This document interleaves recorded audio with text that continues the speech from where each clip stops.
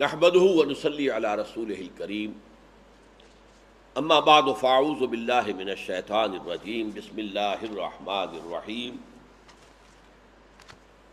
ثم قفینا على آثارهم برسلنا وقفینا بعیسی ابن مریم وآتیناہ الانجیل، پھر ہم نے ان کے نقوش پا پر ابراہیم اور نوح اور ان کے جو پیروی کرنے والے تھے انہی کے نقوش پا پر ہم نے اور رسول اٹھائے، اور بالآخر ہم نے بنی اسرائیل کا آخری رسول بھیجا اور وہ تھے حضرت عیسیٰ۔ قفینا بعیسی ابن مریم، مریم کے بیٹے عیسیٰ کو، وآتیناہ الانجیل، انہیں ہم نے انجیل عطا کی، وجعلنا فی قلوب الذین اتبعوہ رأفۃ ورحمہ، اور جن لوگوں نے ان کی پیروی کی ان کے دلوں میں ہم نے رأفت، اب رأفت کا ترجمہ آپ ایک لفظ سے چاہیں تو رقت، رقیق القلب، حضرت ابو بکر کے لیے یہ لفظ خاص طور پر آتا ہے، بہت رقیق القلب انسان تھے، یعنی رقیق کہتے ہیں پتلا، ایک ہے پتھر سخت، تو پتھر سخت جو ہے جس کا دل ہو اسے کسی کے کسی درد کا احساس نہیں ہوتا، دفع ہو وہ اس کا درد ہے وہ جانے، لیکن یہ رقیق القلب آدمی جو ہے پھر متاثر ہوتا ہے اس سے، اور یہ تاثر جو ہے normal reaction of human nature, صحیح اگر نیچر ہے تو ریئیکشن کیا ہوگا، اس کا نام رافت ہے۔ ورحمہ، اور رحمت، پھر اس رافت کا نتیجہ رحمت کی شکل میں کہ اس کی جو ہے داد رسی کی جائے، اس کی مشکل کشائی کی جائے، جو بھی کیا جا سکتا ہو۔ وَرَهْبَانِيَّةً ابْتَدَعُوهَا، اب اس لفظ کو پہلے سمجھیے، رہب کہتے ہیں خوف، خشیت، رہب، یہ لفظ قرآن مجید میں بہت مرتبہ آیا ہے، ہِیَایَ فَارْہَبُونَ، بس مجھے سے ڈرو۔ اسی طرح کہا گیا ہے اعدوا لهم ما استطعتم من رباط الخیل، یہ جو گھوڑے باندھ کر رکھو ان کے لیے، اور ساز و سامان جو ہے فوجی تیار رکھو، ترہبون بہ عدو اللہ وعدوکم، تم ان سے خائف رکھو کہ بھائی ان کو چھیڑنا آسان نہیں ہے، ان کے پاس بڑے اعلیٰ نسل کے گھوڑوں کے رسالے جو ہیں موجود ہیں اور ساز و سامان ہے۔ اعدوا لهم ما استطعتم من قوت ومن رباط الخیل، تو ارہاب کے معنی آج کل جو عربی میں لفظ استعمال ہوتا ہے ٹیررزم کے لیے، وہ ارہاب ہے۔ ٹیررسٹ وہ ہے کہ جو ارہاب کرتا ہے، ڈراتا ہے، دہشت زدہ کرتا ہے، دہشت گردی کے لیے لفظ یہ ہے، تو رہب کہتے ہیں ڈرنے کا، اور اسی سے لفظ بنا ہے رہبانیہ، رہبان فعلان کے بدل پر، بہت ہی ڈرنے والا، بہت ڈرنے والا، اللہ کا خوف، اللہ کی خشیت، انتہائی انتہائی انتہائی۔ یہ بھی غلط کام ہے۔ ہمیں یہ سکھایا گیا ہے کہ انسان کا مقام دونوں چیزوں کے درمیان ہونا چاہیے، اللہ کی رحمت کے امیدوار بھی رہو اور اللہ کی سزا سے خائف بھی رہو، ان دونوں کے مابین بین الخوف والرجاء، خوف بھی رہے، اگر خوف ہی خوف رہا تو آدمی جو ہے وہ بالکل یک طرفہ ہو جائے گا، پھر رہبانیت کی طرف چلا جائے گا، صراط مستقیم سے، اعتدال کے راستے سے ہٹ جائے گا، اور رجا امید، امید ہی امید ہے تو آدمی کھل کھیلے گا، اللہ معاف کرنے والا، جی کرو جو کچھ کرنا، کھاؤ پیو، حرام کاری جو کرنی ہے کرو، وہ معاف کرنے والا ہے، غفور ہے، رحیم ہے۔ یہ دونوں انتہائیں ہیں، خوف کی انتہا یہ بھی غلط، رجا کی انتہا یہ بھی غلط، بیچ بیچ میں ہونا چاہیے۔ تو جن میں یہ رہب جو ہے پیدا ہو گیا، رہبان جیسے غضبان نہایت غضبناک، رحمان بہت رحمت والا، تو فعلان کے وزن پر جو آتا ہے اس میں مبالغہ، رہبان، اور اس سے رہبانیت بنا، اسی رہب سے راہب بنا۔ راہب کسے کہتے ہیں؟ جو ڈرنے والا ہے، لیکن راہب کی جمع ہے رہبانیت، رے پر پیش آئے گی تو یہ راہب کی جمع ہے، رہبان، اور رے پر زبر آئے گی رہبان، تو یہ جمع نہیں ہے، یہ تنہا ہے، یہ واحد ہے، لیکن انتہائی زیادہ ڈرنے والا، فعلان کے وزن پر اس میں مبالغہ۔ رہبانیہ، یہ رہبانیہ ہے جس پہ خوف اللہ کا اتنا غالب ہو جائے، اور آدمیوں میں بعض اوقات تقویٰ اتنا ہو جاتا ہے کہ بال کے کھال اتار رہا ہے، اور یہ ساری سی چیزیں جو ہے، لیکن اس کے بعد کیا ہوتا ہے اس کا رد عمل کہ سموچے اونٹ نے پھر نگل جاتا ہے، لیکن ایک وقت میں وہ بال کی کھال اتار رہا ہے کہ کوئی میرے پاس قطعاً کسی طرح کی بھی خطا نہ آنے پائے۔ تو یہ نیکی کا جذبہ بھی جب غیر متوازن ہو جائے، اس کے اندر جو ہے ایک ہیجان پیدا ہو جائے، نیکی کا ہیجان، جس کو کہ مولانا مودودی نے ایک لفظ استعمال کیا تھا رحمہ اللہ، کہ جس کو تقویٰ کا ہیضہ ہو جاتا ہے، یہ تقویٰ کا ہیضہ بھی ہوتا، تو اس کی شکل جو ہے وہ انہوں نے خود ایجاد کر لی۔ نہ اپنے جسم کو کوئی جو ہے فرحت بخش چیز دیں گے، نہ اچھا کھائیں گے، نہ اچھا پہنیں گے، روکھی روٹی سخت ہوئی چبا چبا کے پانی سے کھا لیں گے، لیکن یہ کہ اس کے علاوہ کچھ نہیں، اور یہ کہ کوئی دنیا کی راحت نہیں، کپڑے کھردرے قسم کے، وہ بھی جسم کے تھوڑے سے حصے کے اوپر، جیسے کہ ہمارے ہاں بھی ابتدائی زمانے کے صوفیوں نے اونی لباس پہننا شروع کر دیا تھا، وہ کاٹتا رہے ہمارے جسموں کو، یہ اچھا ہے۔ کاٹن کا لباس جو ہے وہ کاٹتا نہیں ہے، آپ انڈر ویئر جو بناتے ہیں اور بنیان جو ہے وہ کاٹن کے ہوتے ہیں، تو یہ جسم کے لیے ایک راحت بخش چیز ہوتی ہے، اور اگر اون ہو تو وہ تو کاٹے گی۔ تو اس اعتبار سے پھر شادی نہیں کرنا، اب وہ اپنے جو نفس کے تقاضے کو کچلنے کے لیے بڑی بڑی ریاضتیں، بڑی مشقتیں، بہت اس کے اندر مراقبے کرنا، چلا کشی کرنا، 40 دن تک روزہ رکھنا، متواتر کچھ نہ کھانا، یہ سارے کام کیے گئے۔ کرسچین مناسٹسزم کی تاریخ میں واقعہ یہ ہے کہ انسان حیران رہ جاتا ہے۔ ان کے ایک بہت بڑے سینٹ کا معاملہ آتا ہے کہ وہ اچھا کبھی نہ نہانا نہیں، دنیا داری ہے یہ تو، جسم کو میلا رکھنا، کچیلا رکھنا، صاف نہ رکھنا۔ کیڑے پڑ گئے ہیں، تو ایک بہت بڑے سینٹ کے بارے میں آتا ہے کہ وہ پڑا رہتا تھا تو اس کے جسم جو چھالے پڑ گئے، پھر کیڑے پڑ گئے، تو کیڑا اگر کوئی گر جاتا تھا تو اس کو اٹھا کے پھر اپنے زخم کے اوپر رکھتا۔ یہ اپنے آپ کو تکلیف دینا، اس کو نفس کشی کہتے ہیں، سیلف اینیہیلیشن، اپنے نفس کو کچل دینا۔ یہ اس قرآن کہہ رہا ہے وَرَهْبَانِيَّةً ابْتَدَعُوهَا، یہ یہیں سے لفظ بدعت ہے۔ بدعت وہ شے ہے جو آپ خود ایجاد کر دیں، نہ اللہ نے حکم دیا ہے، نہ اللہ کے رسول کا وہ طریقہ ہے، آپ نے اس کو ایجاد کر لیا۔ اچھا، ہوتی ہے بدعت ہمیشہ نیکی کے جذبے کے تحت۔ یہ بدی کا جذبہ تو نہیں تھا نا، نفس کشی کرنا۔ نفس تو آرام چاہتا ہے، آپ اپنے گھروں میں رہیں، نرم بستروں پہ سوئیں، چارپائیوں پہ سوئیں، بیوی موجود ہو، سب کچھ ہو، کھانا پینا ہو، نفس تو یہ چاہتا ہے۔ آپ نے نفس کشی کی، اسے کچل دیا، اس کو اس کا جو جائز حق ہے وہ بھی نہیں دیا، نفس کشی جو کی ہے، تو یہ کسی برے جذبے کے تحت تو نہیں ہو سکتا، یہ نیکی کا جذبہ ہے۔ یہ نیکی کا جذبہ جو غیر متوازن ہو گیا ہے۔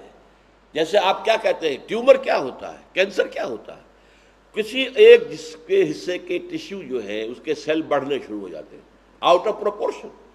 حالانکہ گروتھ تو ہر وقت ہے، میری کھال پر، آپ کی کھال پر مسلسل پرانے سیل مر رہے ہیں جو اتر جاتے ہیں، جب آپ یوں کرتے ہیں، نہاتے ہیں، دھوتے تو وہ پرانے سیل جو ہیں وہ میل کی شکل میں اتر جاتے ہیں اور نئے سیل ان کی جگہ لے لیتے ہیں، لیکن توازن کے ساتھ۔ لیکن اگر کہیں کسی ایک جگہ کے سیل زیادہ بڑھنے شروع ہو جائیں اب یہاں پر، تو وہ ایک ابھار سا ہو جائے گا، اس کو آپ ٹیومر کہتے ہیں۔ وہ ٹیومر سمپل بھی ہوتا ہے، میلیگننٹ بھی ہوتا ہے۔ سمپل تو یہ کہ یہیں پر بڑھے گا، چاہے وہ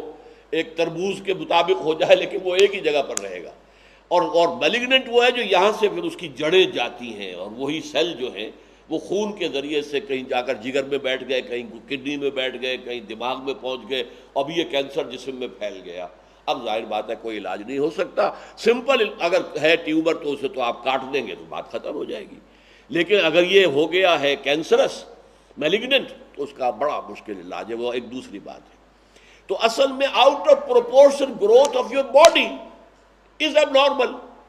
اسی طرح out of proportion growth of نیکی از ایب نارمل، وہ بھی آپ کو غلط راستے پر ڈالتی ہے، ترک دنیا۔ اور اس ترک دنیا کا سارا فائدہ پہنچتا ہے شیطان کو، وہ خوش ہوتا ہے، مست رکھو ذکر و فکر صبح گاہی میں اسے، پختہ تر کر دو مزاج خانقاہی میں اسے۔ یہ دنیا میں آ کے مجھے چیلنج ہی نہ کرے، میرے ایجنٹوں سے لڑائی نہ کرے، میرے نظام کو ختم کرنے کی کوشش نہ کرے، یہ جو ہے یہ شیطان کی کامیابی ہو گئی۔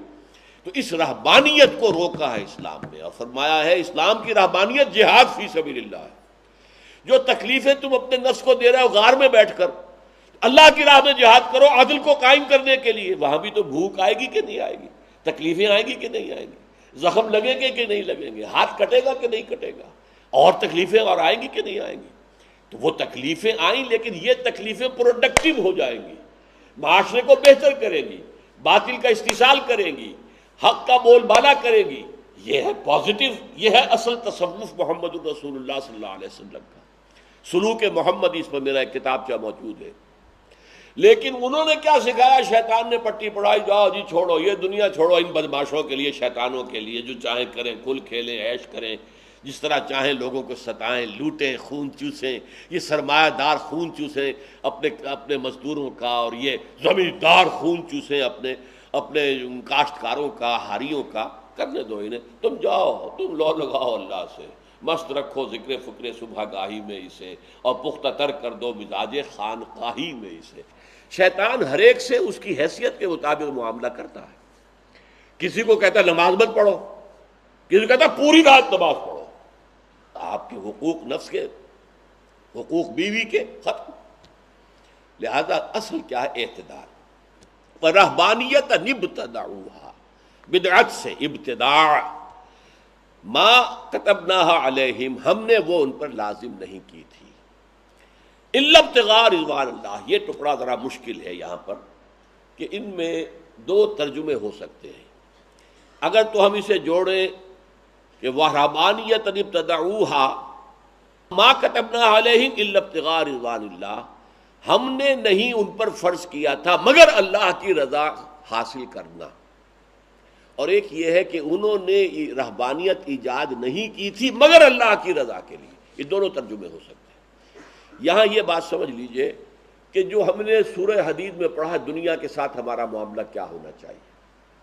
دنیا میں رہو، طالب نہ بنو، دنیا سے محبت مت کرو، دنیا میں رہو اور باطل کا استحصال کرو، تمہیں جو بھی استقلال دیا اللہ کی راہ پہ لگا دو۔ اچھا، اب یہ تو ہے اللہ کے دین کا راستہ۔ اس سے ہٹ کر جو راستہ ہوگا وہ اصل میں راہ اعتدال سے، لیکن یہ اعتدال سے ہٹنا دو طرح کا ہے۔ ایک دنیا کے غلام بن گئے، دنیا کے کتے بن گئے، دنیا ہی ان کا مطلوب ہے، دنیا ہی مقصود ہے، دنیا ہی محبوب ہے، حلال سے ہو، حرام سے ہو، جائز سے ہو، ناجائز سے ہو، دنیا ہے۔ ایک یہ ترک دنیا، نہ بیوی بچے، نہ یہ، نہ شادی کا بکھیڑا، نہ گھر گھروندا، یہ دوسرا ہو گیا۔ دونوں انتہائیں ہیں، لیکن ان دونوں انتہاؤں میں سے زیادہ بری کون سی ہے؟ دنیا کا کتا بہت برا ہے اس سے، یہ اگر وہاں گیا ہے تو اللہ کے ڈر کی وجہ سے گیا ہے،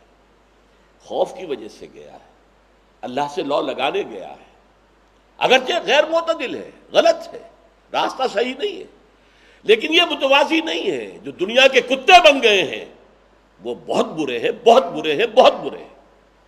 اس لیے یہاں رہبانیت کی نفی تو کی ہے، لیکن گنجائش ایک رکھی ہے، ما كتبنا علیہم الا ابتغاء رضوان اللہ۔ ہم نے تو ان پر کوئی چیز فرض نہیں کی تھی سوائے اس کے کہ اللہ کی رضا حاصل کرنے کی کوشش کرو، یا انہوں نے رہبانیت ایجاد نہیں کی تھی مگر اس لیے کہ اللہ کی رضا جوئی کرے، اللہ کو راضی کرے۔ یہ دونوں ترجمے ممکن ہے، برابر ہیں، اور میرے نزدیک دوسرا زیادہ راجح ہے۔ یعنی اس میں اصل میں اللہ تعالیٰ اس عدم توازن اگر ادھر ہو گیا ہے کہ دنیا کی طرف جھک گیا سارا پلڑا جو ہے، یہ گئی اوپر آخرت اور اللہ، یہ بہت برا ہے اس سے کہ اگر برعکس ہو جائے کہ دنیا جو ہے اس سے انسان جو ہے بالکل کنارہ کش ہو جائے، اللہ کی محبت میں رہے۔ ظاہر بات ہے کہ یہ اس میں یہ بھی عدم اعتدال ہے، یہ بھی عدم اعتدال ہے، عدم اعتدال ہونے کے ناطے برابر۔ لیکن ایک عدم اعتدال وہ ہے کہ جو طالب دنیا بن کر ہو گیا ہے، دنیا کا کتا بن کر ہو گیا ہے، ایک عدم اعتدال وہ ہے جو تارک دنیا ہو کر ہو گیا ہے۔ یہ دونوں برابر نہیں ہیں۔ اس لیے یہاں مذمت بھی ہے، لیکن ساتھ ہی وہ مزیت کی اس مذمت میں یہ تو کہا بدعت ایجاد کی۔ ایسا بدعت ہوتی ہمیشہ نیکی کے جذبے سے، جو غلو ہوتا ہے، محبت ہوتی ہے۔ حضرت عیسیٰ کی محبت تھی نا جس نے خدا کا بیٹا بنوا دیا۔ حضور کی محبت ہے نا جس میں کہ لوگ جو ہم نعتیں جب پڑھتے تو کہاں سے کہاں پہنچا دیتے ہیں۔ سرور دو عالم، سرور دو عالم تو ایک ہی اللہ ہے، کوئی انسان تو سرور دو عالم نہیں، حاکم تو وہی ہے۔ ان الحکم الا للہ، دونوں جہانوں کا مالک اور حاکم تو ایک ہی ہے، تو اللہ ہے۔ یہ اصل میں یہ سارے ہمارے مبالغے ہیں۔ تو اس اعتبار سے یہ جو بدعت ہے اس کی بنیاد ہوتی یہی ہے، نیکی اور کسی خیر کی طلب، لیکن عدم توازن۔ جو اصل مجسمہ ہے محمد الرسول اللہ، جو نیکی کا مجسمہ ہے، ان کو سمجھو اپنے سامنے، ان کا توازن، ان کا اعتدال، اس کو سامنے رکھو، اس کی پیروی کرو۔ فما رعوها حق رعایتها، اب یہ ہے ایک تلخ حقیقت۔ پھر انہوں نے اس کی حفاظت نہیں کی، رعایت اور لحاظ نہیں کیا جیسا کہ کرنا چاہیے تھا۔ بہت شاذ ایسے لوگ ہوتے ہیں کہ جو ایک دفعہ دنیا سے تعلق موڑ لیتے، وہ واقعی موڑ لیتے ہیں، لیکن اکثر و بیشتر پھر کیا ہوتا ہے، دینداری کے پردے میں دنیا داری شروع ہو جاتی ہے۔ ہسٹری آف کرسچین موناسٹسزم، عیسائی خانقاہیت کی تاریخ خود انہوں نے لکھی ہے، ہم نے نہیں لکھی، یورپینز نے لکھی ہے، اور اس میں کیا ہے کہ ان کے تہخانوں کے اندر حرامی بچوں کی قبریں بنتی تھیں، کیونکہ یہ فطرت کا تقاضا ہے، آپ پابندی نہیں کر سکتے، اندر سے وہ جوش اٹھتا ہے، اس کے بعد آدمی جو ہے جائز راستہ آپ نے بند کر دیا، وہ ناجائز پر جائے گا۔ فما رعوها حق رعایتها، کچھ لوگ تو ہوتے ہیں، کچھ لوگ ہوتے ہیں، عیسائیوں میں بھی ان کے جو بڑے بڑے سینٹس ہیں ان میں سے ایسے لوگ گزرے ہیں، ہو سکتا ہے بڑے بڑے سادھو قسم کے ایسے لوگ بھی گزرے ہیں، لیکن اکثر و بیشتر کیا ہوتا ہے، اب آج کل جو بڑے بڑے سادھوؤں کے کلٹ چل رہے ہیں، امریکہ تک کے اندر ان کے لوگ جو ہے مرید ہو رہے ہیں، اور ان کے پاس کروڑوں کی دولت جمع ہو رہی ہے، تو رشی ہیں، فلاں رشی ہیں، فلاں یہ ہے، فلاں وہ ہے، تو یہ اصل میں پھر دنیا کے دھندے بن جاتے۔ فما رعوها حق رعایتها، دیکھیے نفل کی عبادت جو ہے شروع کرنے کے بعد وہ واجب ہو جاتی ہے، آپ نے 2 رکعت نفل پڑھے، کسی وجہ سے پھر توڑ دینا پڑا، اب اس کا آپ کو دینا پڑے گا، اس کی قضا دینی پڑے گی، اس لیے کہ پہلے تو یہ نفل تھا، شروع کر لیا تو یہ واجب ہو گیا۔ تو اسی لیے آپ نے کوئی نیکی اپنے اوپر یا کسی شے سے اپنا لا تعلقی، جیسے حضور نے صرف ایک شہد نہ کھانے کی قسم کھائی تھی، اللہ نے ٹوک دیا، یا ایھا النبی لم تحرم ما احل اللہ لک تبتغی مرضات ازواجک، اے نبی کیوں آپ اپنے اوپر وہ شے حرام کر رہے ہیں جو اللہ نے آپ کے لیے حلال قرار دی ہے، اپنی بیویوں کی رضا جوئی کے لیے آپ کر رہے ہیں ایسا۔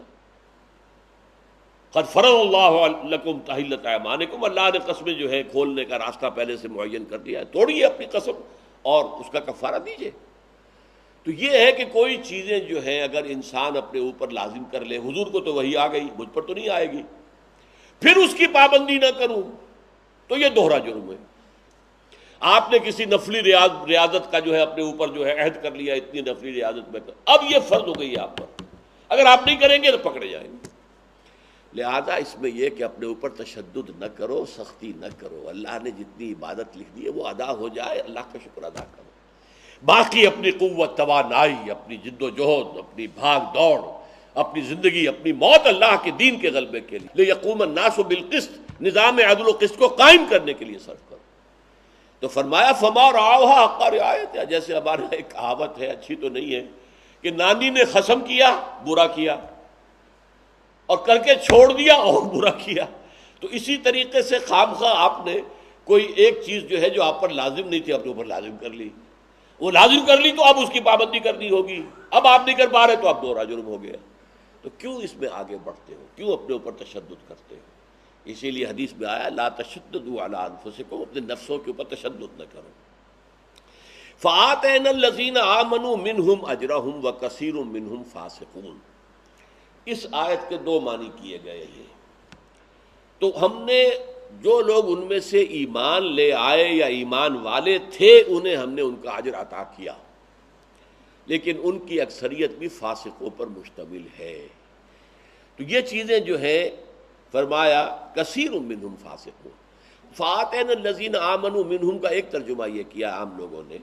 کہ جو لوگ ان میں سے ایمان لے آئے، یعنی عیسائیوں میں سے جو ایمان لے آئے حضور پر صلی اللہ علیہ وسلم، یہاں مراد ایمان سے محمد رسول اللہ پر ایمان ہے، انہیں ہم ان کا اجر عطا کریں گے، بلکہ بعض احادیث سے معلوم ہوتا ہے کہ ان کو دوہرا اجر ملے گا، جو اپنے نبی پر بھی ایمان لائے تھے اور محمد رسول اللہ پر بھی ایمان لائے، تو ان کو دوہرا اجر ہے اللہ تعالیٰ کی طرف، یہ بھی آگے آئے گا۔ ایک معنی جیسا کہ میں نے عرض کیا یہ ہے کہ جو ان میں سے مومن رہے، یعنی جو اپنے ایمان پر قائم رہے، اپنے عہد کو انہوں نے پورا کیا، جو پابندیاں اپنے اوپر لگا لی تھیں انہیں واقعی پورا کیا، انہیں نبھایا، تو ان کے لیے اللہ تعالیٰ کی طرف سے اجر ہے، کیونکہ بہرحال کسی گناہ کا کام تو انہوں نے نہیں کیا تھا نا، یہی تھا کہ جائز سے اپنے آپ کو محروم کر دیا، یہ گناہ تو نہیں ہے، یہ تو اپنے اوپر ایک اضافی پابندی لگا لینا ہے۔ تو ان دونوں ترجمے، میرے نزدیک دوسرا ترجمہ صحیح ہے کہ جو ان میں سے صاحب ایمان تھے اور وہ قائم رہے اور جو پابندیاں اپنے اوپر لگانی تھیں ان کو نبھاتے رہے، ان کو تو ہم جو ہے ان کا اجر عطا کریں گے، یا ان کے لیے ان کا اجر محفوظ ہے۔ وَكَثِيرٌ مِّنْهُمْ فَاسِقُونَ، لیکن ان کی اکثریت فساق و فجار پر مشتمل ہے۔ اب اس کے بعد خطاب آ رہا ہے، یا ایھا الذین آمنوا اتقوا اللہ وآمنوا برسولہ۔ اس آیت کے بھی دونوں ترجمے ہیں، یہ دونوں پیرلل چلیں گے۔ اس میں آیا یہ خطاب اہل ایمان یعنی حضور پر ایمان لانے والوں سے ہے، یا یہ خطاب ان اہل ایمان سے کہ جو ان میں سے بھی ایمان والے تھے اور اب بھی کچھ موجود ہیں جو ابھی تک حضور پر ایمان نہیں لائے ہیں، ان سے خطاب ہو رہا ہے۔ یہ دونوں امکانات ہیں، کیونکہ یہاں اب در حقیقت اس آخری رکوع میں یہ دونوں مخاطب بن رہے ہیں۔ یا ایھا الذین آمنوا اتقوا اللہ، اے ایمان کے دعوے دارو، اے ایمان والو اللہ کا تقوی اختیار کرو، وآمنوا برسولہ، اور اس کے رسول پر ایمان لاؤ۔ اب ان الفاظ سے ظاہر ہو رہا ہے کہ یہ سابقہ لوگوں سے باتیں ہو رہی ہیں، اہل کتاب میں سے جو صالحین تھے۔ قرآن مجید بار بار کہتا ہے لیسوا سواء، یہ سب یہودی اور سب نصرانی ایک جیسے نہیں ہیں، ان میں نیک بھی ہیں برے بھی ہیں، ان میں وہ بھی ہیں جو راتوں کو کھڑے رہتے ہیں، تو ہر طرح برابر نہیں۔ ان میں وہ بھی ہیں کہ اگر ایک جو ہے دینار ان کے پاس تم رکھوا دو گے امانت کے طور پر تو وہ تمہیں واپس کر دیں گے، ایک قنطار بھی اگر رکھوا دو گے، اگر ڈھیروں سونا ان کے پاس رکھوا دو گے تب بھی خیانت نہیں کریں گے، واپس کر دیں گے۔ اور ان میں ایسے بھی ہے کہ ایک دینار بھی کسی کے پاس امانت رکھ دو گے تو وہ نہیں دے گا، غبن کرے گا، خائن ہوگا، الا ما دمت علیہ قائما، یہاں تک کہ اس کے سر پر سوار ہو کر نکلوا لو، تو وہ تو تم نے اپنی طاقت سے نکلوایا، اس نے تو نہیں دیا۔ تو ان میں ہر طرح کے لوگ موجود تھے، تو گویا کہ ان سے خطاب ہو سکتا ہے کہ یا ایھا الذین آمنوا اتقوا اللہ، اللہ کا تقوی اختیار کرو، کیونکہ اللہ پر تو ایمان کے وہ مدعی تھے، اس کا تو تقوی اختیار کرو۔ ایمان کے لفظ کا یہاں پہ اس لیے نہیں لایا اللہ کے لیے کہ اللہ پر ایمان کے تو عیسائی اور یہودی دونوں جو ہے وہ مدعی ہیں۔ تو یا ایھا الذین آمنوا اتقوا اللہ، اللہ کا تقوی اختیار کرو، وآمنوا برسولہ، اور اس کے رسول پر ایمان لاؤ۔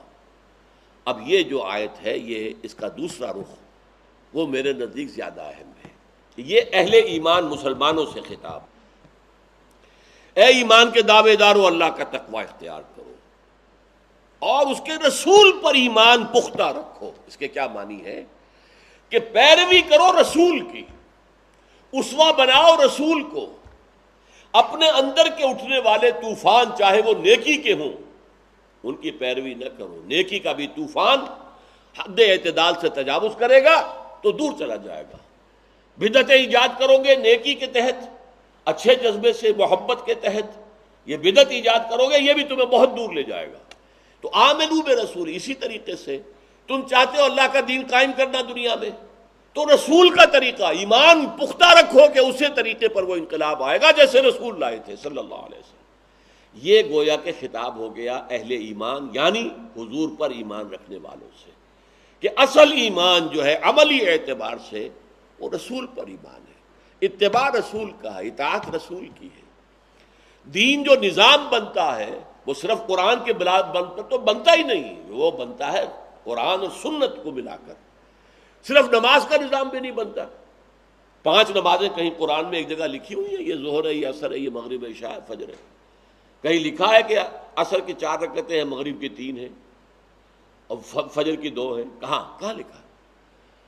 سجدے کا ذکر ہے، قیام کا ذکر ہے، رکوع کا ذکر ہے، کہیں لکھا ہوا ہے کہ پہلے قیام ہے، پھر رکوع ہے، پھر قومہ ہے، پھر سجدہ ہے، پھر جو ہے بیٹھنا ہے، جلسہ ہے، پھر سجدہ، پھر اٹھنا؟ کہاں لکھا؟ نظام اگر بنے گا نماز کا تو سنت سے بنے گا، صلو کما رأیتمونی اصلی، نماز پڑھو جیسے مجھے دیکھتے ہو کہ میں نماز پڑھتا ہوں، ورنہ نظام بن نہیں سکتا۔ تو پورا نظام عدل اجتماعی لیقوم الناس بالقسط وہ ہم نے محمد پر مکمل کیا، الیوم اکملت لکم دینکم واتممت علیکم نعمتی ورضیت لکم الاسلام دینا، وہاں سے لو نظام۔ اور وہ نظام قائم کیسے ہوگا؟ یہ بھی محمد سے لو صلی اللہ علیہ وسلم، انہوں نے کر کے دکھایا، جو جد و جہد کی، جس طور پر کی، جس طریقے سے کی، جن مدارج سے گزرے، جن مراحل سے گزرے، ہر مرحلے کے کیا تقاضے تھے، کس طور سے ان کو پورا کیا گیا، جس پر کہ میری کتاب ہے منہج انقلاب نبوی، وہ سیرت مطہرہ کا ایک انالیسس ہے، تجزیہ ہے، ایک پروسیس آف ریولوشن کے اعتبار سے کہ اتنا عظیم انقلاب جس کی تعریف دنیا کرتی ہے، دشمن کرتی ہے، غیر مسلم کرتے ہیں کہ عظیم ترین انقلاب تھا، ڈاکٹر مائیکل ہارٹ مانتا ہے، ایم این رائے مانتا ہے، ایچ جی ویلز مانتا ہے، سب مانتے ہیں۔ وہ آیا کیسے تھا انقلاب؟ تو آمنو برسول ہی، زیادہ ایمفیسس جو ہے تمہارا ہاں اللہ پر ایمان ہے تو وہ آپ کا جذبہ محرکہ ہے، جو کرو اللہ کی رضا جوئی کے لیے کرو۔ آخرت پر ایمان ہے، وہ بھی جذبہ محرکہ ہے، آخرت کی فلاح مطلوب ہو، دنیا کا کوئی نفع، دنیا کا کوئی فائدہ نہیں۔ لیکن عمل کا سارا دار و مدار جو ہے، جو اس کو اقبال نے کہا ہے بمصطفیٰ برساں خیش را کے دی ہماؤس، اگر بہو نہ رسیدی تمام بولا بیس، مصطفیٰ کے قدموں میں اپنے آپ کو پہنچاؤ۔ دین تو نام ہی مصطفیٰ کا ہے، دی ہماؤس وہی ہے دین، دین ہے مصطفیٰ، اس لیے کہ سارا نظام زندگی، سارا نظام اعمال، حقوق اللہ کیا ہے، حقوق العباد کیا ہے، ان میں توازن کیا ہے، حقوق اللہ میں سر فہرست کیا ہے، حقوق العباد میں سر فہرست کیا ہے، یہ ساری چیزیں تمہیں ملیں گی محمد الرسول اللہ کے قدموں تک پہنچاؤ۔ بمصطفیٰ برساں خیش را کے دی ہماؤس، اگر بہو نہ رسیدی تمام بولا حبیس۔ بارک اللہ لی ولکم فی القرآن العظیم ونفعنی وإیاکم بالآیات والذکر الحکیم۔